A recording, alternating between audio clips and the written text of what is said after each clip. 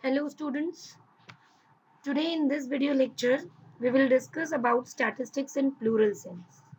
Earlier we have discussed about the statistics in singular sense as statistics can be seen in two phases, that is first singular sense and another is plural sense. Statistics in singular sense means the statistical methods what we have to study, that copy collecting, organizing, presenting, analyzing and interpreting. And now we will see the statistics in plural sense. In the plural sense, the statistics means data. So by data we mean the quantitative facts that are used in economics. For example, if I say the production of rice in India has increased from 39 million tons to 58.64 million tons in the current scenario. So it is a quantitative fact. So the numerical figures like this are statistics of the production of rice in India. About in which year, what was the production of the wheat?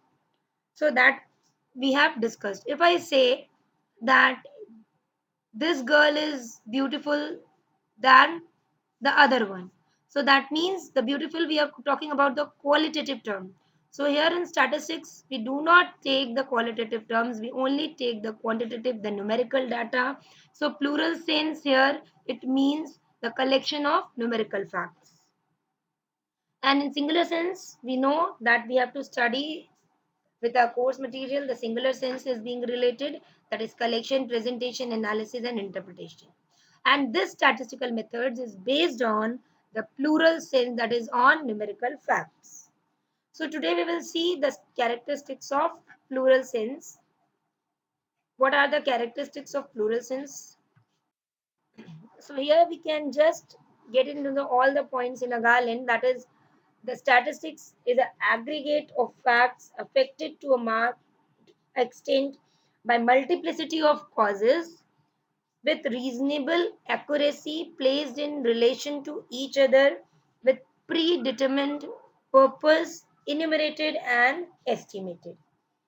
Okay, so that's why here we will talk about the various on this various points separately, that what does the aggregate of facts we mean by that, what do you mean by numerically expressed. So these are the characteristics which explains the statistics in plural sense. So first we will see the aggregate of facts. So aggregate of facts means a single observation in statistics does not mean anything. If I say in Hindi I've got 40 marks, does it is comparable or it is showing the total result of yours? No. It is only a single number which we cannot use for the comparison also. So here, if I make the aggregation of your all the subject marks and get that you have got 90%, that means that 90%, the single number is representing the whole your the six subjects of yours. Okay, that is a collective form of six subjects which represent that number 90%. Got the point? So here aggregate of facts are being considered in statistics, not a single number. So we can also say that all numerical facts are not statistics, but all statistics include all numerical facts. Okay, once more I will say that all numerical facts are not statistics. That means a number that is not an average, it is not representing the particular group of numbers, will not be a statistics, but the group which is represented by 90%, that if I say India's income, national income is increasing by 8% per annum, or poverty is increasing 1% per annum, unemployment has risen on last year's, that is 2% from the last year as compared to, that is what that 2% or 1% is representing the mass group of data. What the point? So here we will take into consideration the aggregate of facts, means the aggregative form of data is included in statistics. You can see here it is written for your convenience. I have written in a simple form that it is statistics are a number of facts. So a single number does not constitute statistics. No conclusion can be drawn from it. It is only the aggregate number of facts that is called statistics. As the same can be compared and conclusion can be drawn from then that means a single number cannot be considered. Now the next we will, that is numerically expressed. So numerically expressed, we can explain that all statistics are numerically expressed. So qualitative expressions like good, bad, big, small, black, white do not constitute statistics.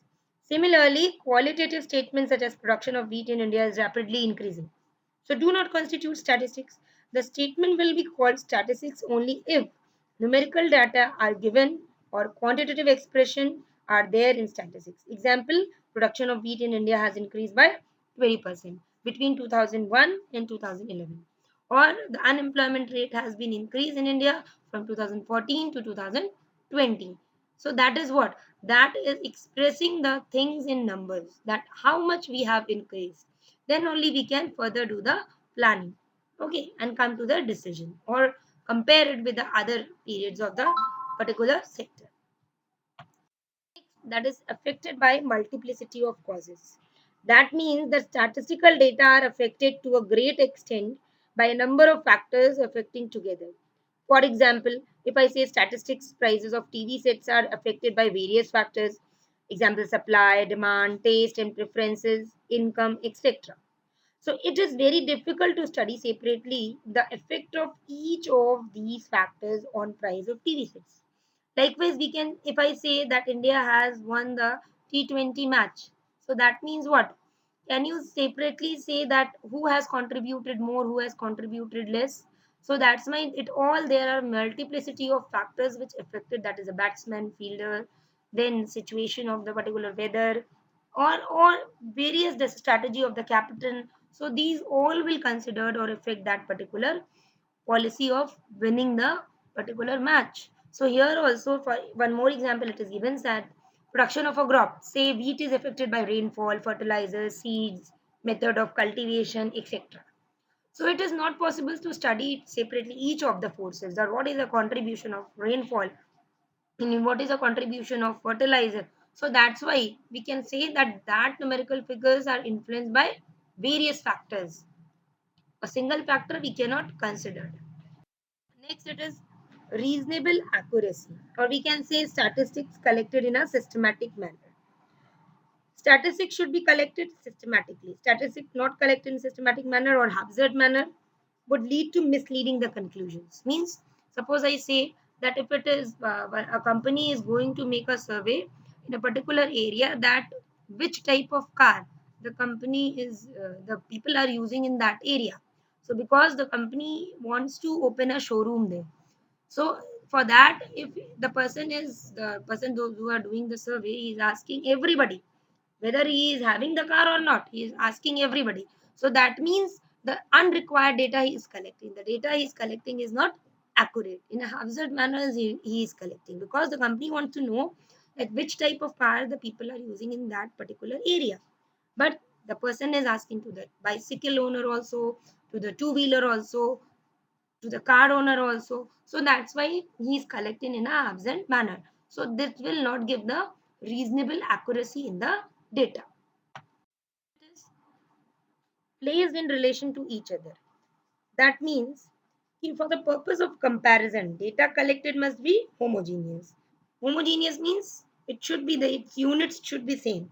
It would be meaningless to compare the heights of the students with their pocket allowances because their data are not homogeneous. So it is, we can say that homogeneity of data is important. We cannot compare the weight of an ant and the weight of an elephant, or we cannot say that anything which is not meaningful we can compare it. We cannot compare the marks of class 5th students and the graduate students, because there is no comparison between them. The level has been raised in graduation, so that's why we cannot make them similar. So here we are talking about the similarity. So homogeneity of data is necessary. For example, in maths also, when we solve the question, then we have to, if the question is given into meter and we have to convert, answer is asking in centimeter, then we convert the meter into centimeter. That means the unit should be same over the data. Quality of the data should be, the variable should be of homogeneity. That means if we are making the comparison between the two, that should be a homogeneous data, not a heterogeneous data. it is predetermined purpose. So predetermined purpose means here already you know that why you are collecting the data. What is the purpose of collecting the data? As I have taken the example of that the surveyor was there of a company who wants to know that which type of car the people are using. So he wants to open the car showroom there in a particular area. If the middle class people are living or they are using uh, a very petrol saving car, okay, so they will use that the purpose is there that to which type of showroom they have to open. So here the purpose is already determined. If the purpose is not determined, we are collecting the data in a haphazard manner and just asking the people, no purpose is there, that means the data collected is waste, the time is waste. So that's why before the start collecting the data, the purpose should be clear, the objective, the notion of the particular study should be clear, that why we are collecting the data, what is the purpose. For example, in the school, when we collect the marks in the mark list, that means we want to take the result, or we want to know that which child has passed or which child has failed. So that is the reason we are having the predetermined notion. Next, we can see enumerated and estimated, which is very much important. Enumeration and estimation. That means that statistical data must be reasonably accurate because statistical data are collected to investigate. Okay, so in the if the area of our inquiry is limited, then we use enumeration. Now, what is enumeration? Enumeration, that means actual counting we can do. For example, in a restaurant, we can count that how many people are sitting because sophistically they are getting in the restaurant and going out. Or in the class, we can count the student how many students are there. But if a rally is being organized, then how many people have taken part? We just say about 1000. That is what estimation.